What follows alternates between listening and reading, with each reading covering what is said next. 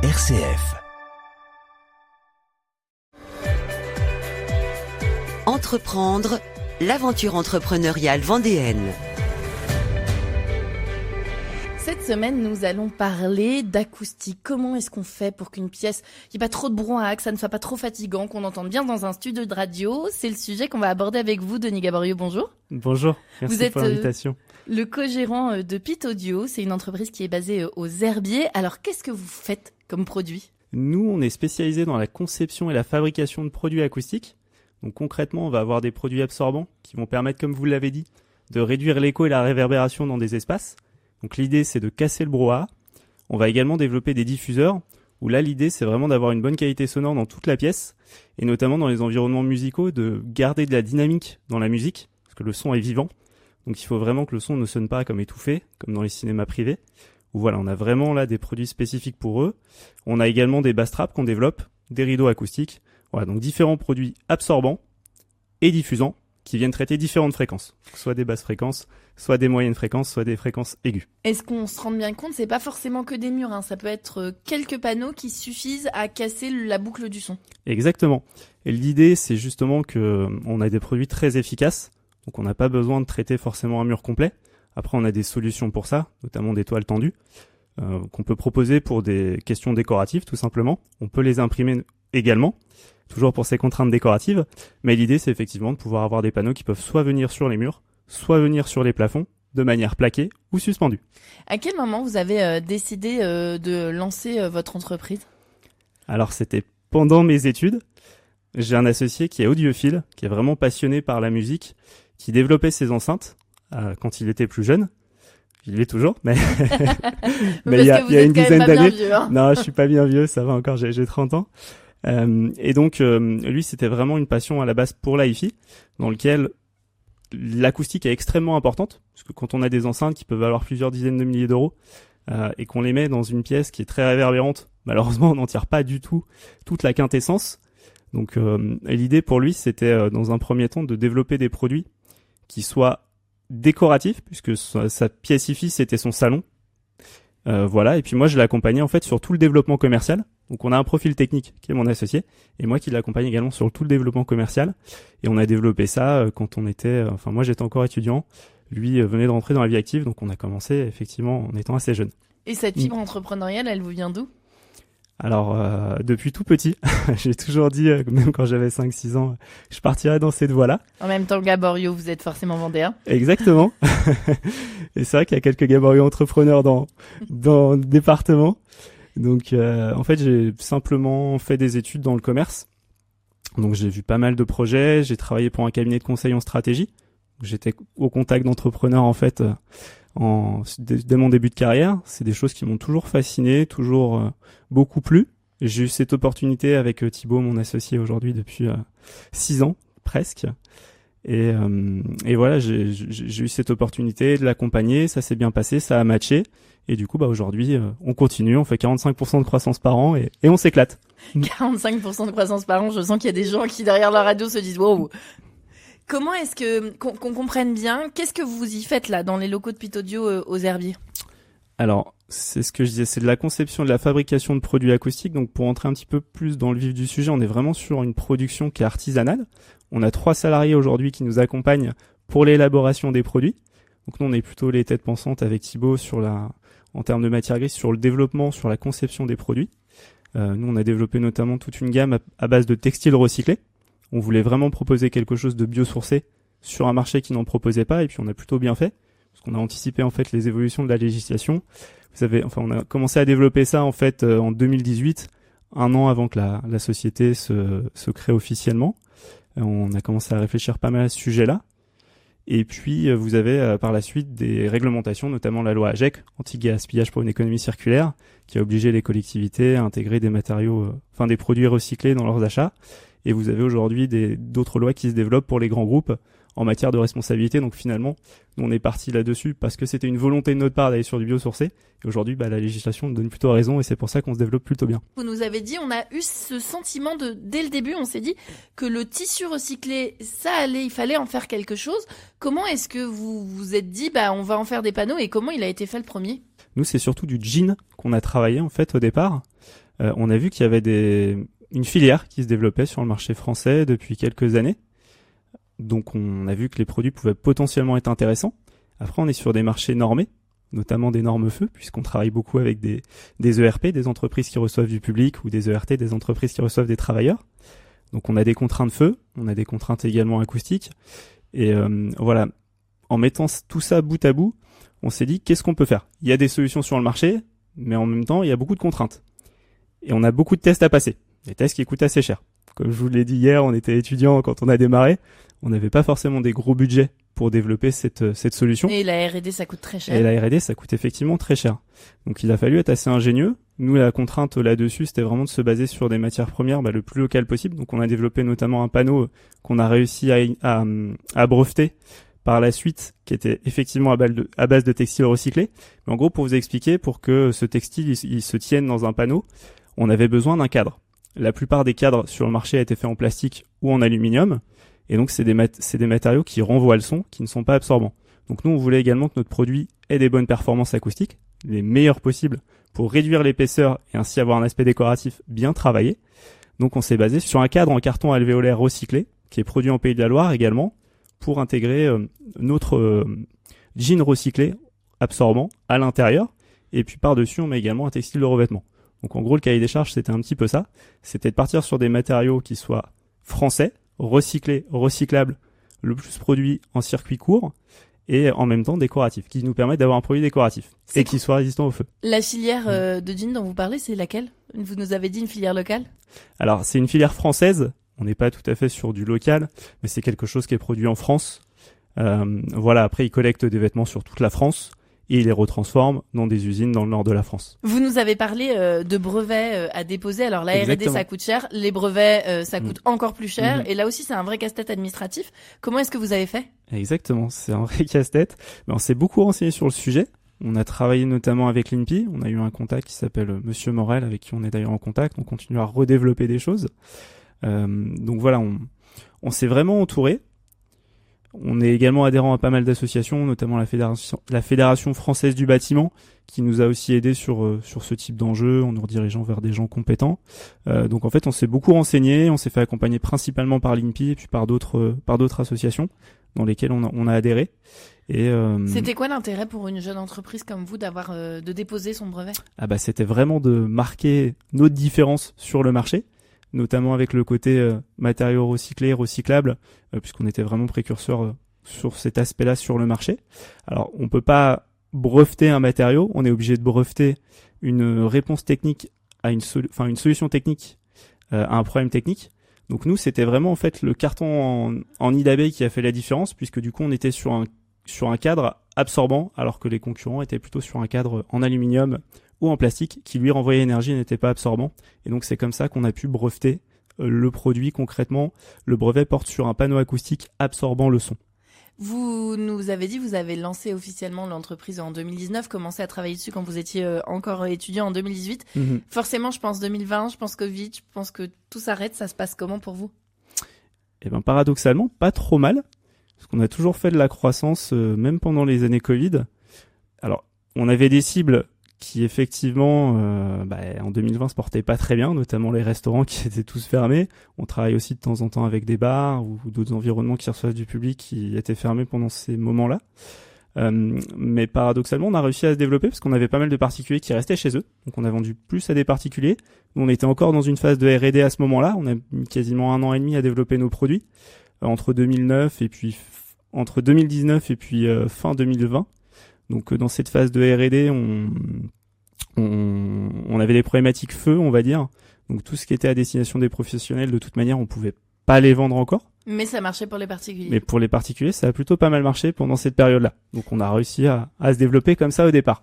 On a commencé à évoquer ces clients. On a bien compris que la grosse problématique, c'était ces lieux qui reçoivent du public, qui reçoivent des travailleurs, parce qu'il y a beaucoup de normes. Mais concrètement, vous les vendez à qui, ces panneaux acoustiques? Alors, on peut les vendre en direct, effectivement, à des entreprises qui reçoivent du public. On a également des prescripteurs pour nous qui sont très importants, notamment des architectes d'intérieur, des architectes tout court. On a également des magasins qui sont spécialisés dans la vente de matériel audiovisuel, avec qui on travaille assez régulièrement. On a également des personnes qui sont spécialisées dans la conception de cinéma privé, avec qui on vend assez régulièrement les produits. Et donc au niveau des ERP qu'on va toucher, c'est extrêmement varié. C'est une des richesses de notre métier. On change tout le temps d'environnement. On va travailler avec des open space, des restaurants principalement, mais on travaille également avec des crèches, des écoles, pas mal de collectivités également, qui sont très demandeurs, notamment avec, comme je le disais hier, la loi AGEC, qui les oblige à avoir des produits recyclés et recyclables dans leurs achats. C'est extrêmement varié. C'est des bâtiments qui sont en construction, ou alors ça peut être des bâtiments qui sont déjà construits? Alors, bien souvent, c'est des bâtiments qui sont déjà construits, mais ça nous est déjà arrivé de travailler en amont de la création d'un bâtiment. Ça nous est arrivé là il y a pas très longtemps sur un marché public. C'est plutôt confort pour nous, puisque 18 mois avant la création du bâtiment, on a déjà la commande. Et de fait, on a le carnet de commandes qui se remplit et on peut faire des projections pour les recrutements au niveau de nos salariés. Et c'est plutôt confort. Mais bien souvent, ça vient plutôt une fois que le bâtiment est construit. Dans la part de votre chiffre d'affaires, ces marchés publics, ça représente quoi? Ça représente à peu près 40% aujourd'hui. Le particulier 10%. Et puis 50% à peu près de RP privé. Donc ça, c'est la commande qu'on passe et oui, il la faut pendant 3 semaines, quoi. Alors généralement, on a quand même des délais un peu plus longs, heureusement, puisqu'on fait vraiment de la fabrication sur mesure. C'est une de nos forces, puisqu'on produit aux herbiers, je le rappelle. Et on peut vraiment faire des choses sur mesure avec des dimensions particulières. On peut faire de l'impression. On a plus de 400 coloris différents, donc on n'a pas toujours tout en stock. Et voilà, c'est vraiment une de nos forces sur le marché, c'est de pouvoir répondre quand même assez vite. Souvent, on annonce 4 à 8 semaines de délai de fabrication. Parfois, sur des petites commandes, on peut être un petit peu plus rapide. Sur des coloris standards, le blanc qu'on vend notamment beaucoup, le noir également. Mais voilà, souvent, il faut compter quand même 2 mois à peu près de délai de fabrication. Dans les projets de développement et de perspective et de prospection que vous avez, c'est quoi les nouveaux marchés que vous voudriez conquérir? On a encore beaucoup à faire au niveau des prescripteurs. Donc les architectes, il y en a beaucoup en France. C'est une grosse corporation, on va dire. Et comment vous faites pour les convaincre? On les démarche tout simplement. On utilise beaucoup LinkedIn. Après, on a pas mal de rencontres après un appel téléphonique, tout simplement. Sur les salons également, ça nous arrive d'en rencontrer. Sur les marchés publics, ça nous arrive qu'il y ait des maîtres d'œuvre.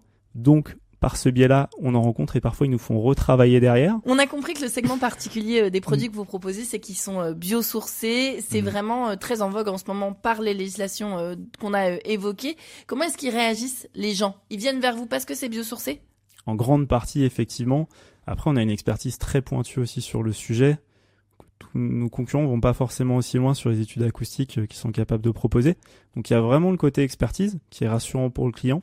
Mais principalement, effectivement, c'est le côté biosourcé, puisqu'on est les seuls à développer des panneaux acoustiques non-feu à base de textiles recyclés, à ma connaissance, encore dernièrement. La bascule vers le biosourcé, vous l'avez vu quand? Assez vite, en fait. Nous, dès 2019, c'était une volonté de notre part. On avait déjà des clients qui voulaient venir acheter des produits chez nous pour ça. Donc, dès le départ, en fait, ça a vraiment été notre axe de différenciation. Mais c'est vrai que ça s'est accéléré ces dernières années. On a notamment pu faire un projet avec Louis Vuitton qui était très clairement dans cette thématique-là. On a dû fournir pas mal d'éléments. Il y a certains majors de la construction également qui viennent nous chercher pour ça aujourd'hui. Ce qui était peut-être pas le cas au départ. Après, on était moins connus. On a mis du temps à développer les produits au départ.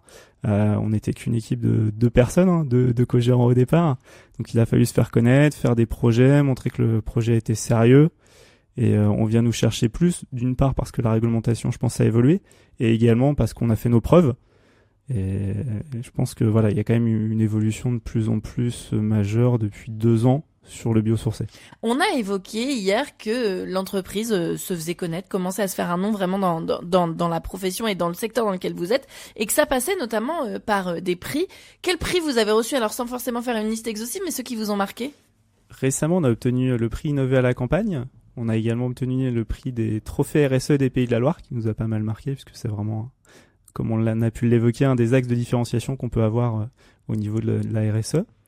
Et puis plus récemment, on en a gagné un organisé par la Banque Populaire, Star et Métiers également récemment. Qu'est-ce que ça a comme impact déjà sur vous quand vous êtes sélectionné puis que vous gagnez ces prix-là? Pour nous, c'est très fédérateur en interne. Même au niveau des salariés, je pense que ça leur fait plaisir, ça récompense le travail de toute une équipe. Parce que certes, nous, on est plus la matière grise avec Thibaut, on gère le développement produit, le développement commercial. On a produit au départ les produits quand on n'était que tous les deux. Mais aujourd'hui, on a des petites mains qui nous font les produits qui sont très importants pour nous. Donc c'est vrai que ça permet de fédérer. Ça nous crédibilise aussi sur le marché, sur notre positionnement. Donc ça apporte beaucoup de choses. Et puis on voit bien que d'un point de vue développement, c'est extrêmement important puisque on a un développement 45% par an, comme je l'ai dit. Également en termes de marque employeur, on voit bien qu'aujourd'hui on n'a pas du tout de difficulté à recruter. On a régulièrement des candidatures spontanées. Toutes les semaines, on a quelqu'un au moins qui vient postuler chez nous. Donc c'est vrai que ça apporte pas mal de bienfaits. Justement, en termes de management, vous le disiez, vous êtes passé de vous deux, votre bébé, votre création, à 3 salariés. Quelles difficultés vous avez rencontrées dans le management ? Déjà pas de recrutement, ce qui est déjà pas mal dans le secteur des herbiers. Ouais, exactement. En fait, on propose aussi des avantages qui sont plutôt intéressants, je pense, pour une petite boîte. On responsabilise beaucoup nos salariés. On est sur des journées en travail normal. On n'est pas en horaire décalé. On n'est pas non plus sur des semaines 3 rallonges. Donc, je pense que les conditions de travail sont plutôt bonnes. Nous, on n'est pas toujours à l'atelier parce qu'on a pas mal de déplacements, on va pas mal des marchés d'architectes notamment, comme j'ai pu le dire avec mon associé. Sur le développement produit également, on a pas mal de rendez-vous au niveau des matières premières qu'on peut acheter, voir comment on peut s'améliorer. Donc c'est vrai qu'on n'est pas si souvent que ça à l'atelier, donc on les a beaucoup responsabilisés. Je pense que c'est quelque chose qui les a fidélisés parce qu'aujourd'hui on n'a pas tellement de turnover et les gens sont déçus quand ils partent, donc c'est plutôt motivant pour nous. Il y a aussi, et ça fait partie des raisons pour lesquelles vous avez eu certains prix, vous employez des personnes en situation de handicap. Pourquoi vous avez fait ce choix ? Pourquoi vous avez eu envie de mettre l'accent sur ça ? Alors exactement, on en a recruté plusieurs fois. Là, il y a quelqu'un qui est en CDI chez nous, qui est en situation de handicap et avec qui ça se passe très très bien. À chaque fois qu'on a pu en recruter, ça s'est bien passé. C'est pas des gens qui sont moins compétents, c'est juste des gens qui sont un peu plus éloignés du marché de l'emploi. Oui, mais c'est un vrai choix. Et c'est un vrai choix, effectivement. Je pense qu'il y a un petit peu de personnel là-dessus. J'ai une sœur qui est personnellement en situation de handicap. Je vois que c'est pas toujours évident d'un point de vue au recrutement pour elle. Donc je vois bien qu'il y a des difficultés pour ce public-là. Or, ils sont très compétents, ils sont motivés. Et voilà, il faut juste leur faire confiance. Alors peut-être que des fois, effectivement, ils peuvent être un peu plus longs sur une tâche ou une autre. Mais honnêtement, ça reste largement intéressant de les avoir. Ils ont le cœur sur, tous ceux qu'on a pu avoir, ils étaient très gentils, le cœur sur la main, très compétents. Donc ça a été un choix qu'on a fait, effectivement, comme je vous l'ai dit, de par la relation que moi je peux avoir aussi avec ce public-là, notamment ma sœur. Et puis par leurs compétences, à chaque fois qu'on a recruté, ça s'est bien passé, tout simplement. Vous disiez qu'il y avait peu de turnover, donc là vous avez une personne en CDI, les 3 salariés sont en CDI ou alors vous avez des intérimaires, etc. Alors on a 2 personnes en CDI, une personne effectivement qui est en CDD. Et voilà, nous l'idée, à chaque fois qu'on recrute un CDD, on n'a pas un gros recul sur notre carnet de commande. Donc souvent on les recrute pour 2 mois, et si après on voit que l'activité continue, on essaie de les recruter sur du plus long terme, et puis après les passer en CDI. Malheureusement on peut pas toujours le faire. C'est vraiment dépendant des carnets de commandes et on n'a pas non plus une énorme visibilité. En gros, on a une visibilité à 3 mois à peu près sur nos carnets de commandes. Et on aimerait bien... On a parlé aussi de l'importance du RSE. Alors le RSE parce que c'est biosourcé. Le RSE aussi parce que ça prend compte de tout l'humain. Vous l'avez dit hier, notamment avec les personnes en situation de handicap que vous employez. Et puis il y a aussi une relation particulière que vous avez avec le réseau et Emmaüs. Pourquoi vous avez voulu entretenir cette relation ? Puis d'ailleurs, c'est quoi vos échanges ? Alors il y a plusieurs raisons. La première, c'est que déjà, c'était un réseau qui faisait du tri de vêtements et donc qui, derrière, retransformait des vêtements en un isolant qui pouvait être intéressant pour nous. Voilà, le tout à un prix abordable puisqu'il y a différents acteurs dans la filière. Donc nous, quand on a voulu développer des produits biosourcés, on pouvait se baser sur différents isolants, notamment ce textile recyclé, mais il y avait d'autres solutions qui auraient pu être intéressantes. Après, on était soumis à des normes, donc il fallait aussi réussir à développer un inifugent spécifique pour ces matériaux-là. La fameuse norme feu qui vous a posé énormément de problèmes. Exactement, ça a été pas mal de développement, pas mal d'embêtements, et puis pas mal de dépenses. Donc ça a vraiment été un gros défi au départ, surtout en partant sur un matériau, sur un panneau en carton alvéolaire. Le carton, c'est pas le produit le plus ininflammable, le jean non plus. Donc voilà, il a vraiment fallu développer quelque chose d'intelligent, qui puisse répondre à ces normes-là, et ça a demandé beaucoup de temps et beaucoup d'argent. Alors, le réseau Emmaüs, on a été spontanément vers eux parce que effectivement, il y a toute une démarche RSE qui rentrait pleinement dans ce qu'on voulait faire. Il y avait aussi un produit qui correspondait peut-être à ce qu'on voulait faire, voilà, exactement, même s'il y avait des contraintes, comme on a pu l'évoquer. Le prix était rentré également dans une fourchette qui était convenable pour l'acheteur. Voilà, après il y avait des défis, il fallait qu'on les relève. Mais on est parti avec eux parce qu'on a aussi eu de très bons contacts avec les gens qui travaillent là-bas. On a vu qu'on était sur une base commune en termes de valeurs et ça a été extrêmement important pour nous aussi. Donc c'est eux qui fournissent le tissu qu'il y a dans vos produits. Dans l'insertion aussi, est-ce que vous travaillez avec eux sur l'insertion des compagnons ou le savoir-faire des compagnons ?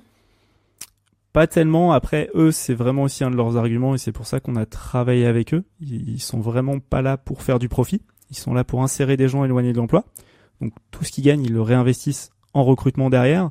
Et ils ont des stats par rapport à ça. Alors je me souviens plus les chiffres, mais par rapport à d'autres sociétés qui ont vraiment une finalité uniquement économique, eux, ils sont vraiment dans cette réinsertion et c'est vraiment un de leurs atouts. Avec de l'humain au cœur. Avec de l'humain au cœur.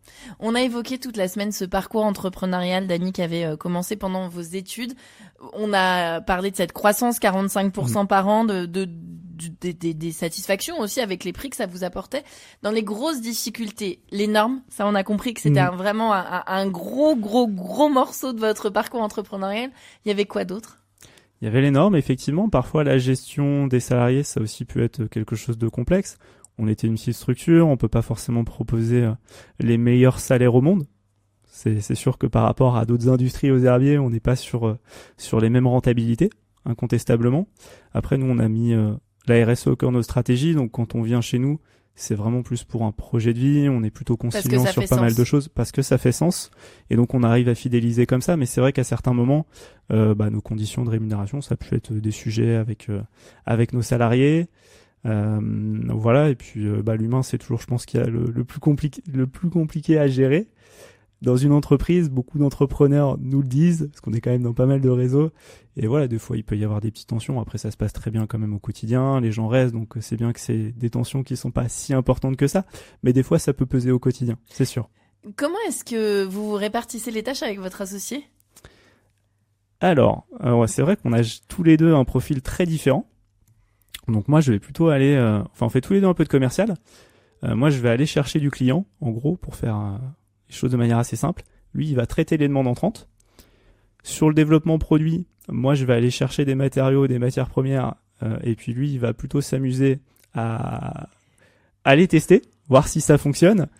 Voilà, après, sur le côté RH, c'est plutôt moi qui m'en occupe. Sur le côté administratif, c'est plutôt moi aussi. Donc voilà, on a une répartition qui est lui plutôt sur le technique, moi plutôt sur le commercial, vraiment le développement commercial, parce que le commercial il en fait quand même, mais plutôt sur tout ce qui est demande entrante. Donc voilà comment on se répartit les tâches de manière un peu grossière aujourd'hui, mais on fait tellement de tâches, on s'ennuie vraiment pas au quotidien. Je pourrais pas tout détailler en 5 minutes. Dans vos prospections, vous nous avez dit avoir un peu plus de marché public parce que ça permet d'avoir un peu plus de vision à long terme. C'est quoi les autres projets de Pitaudio ? En gros, là, le gros axe, c'est le développement d'un nouveau produit, toujours à base de textiles recyclés, mais sur lequel on essaie de s'améliorer encore d'un point de vue bilan carbone. Et puis également tout ce développement commercial sur lequel on essaie de se faire encore connaître davantage.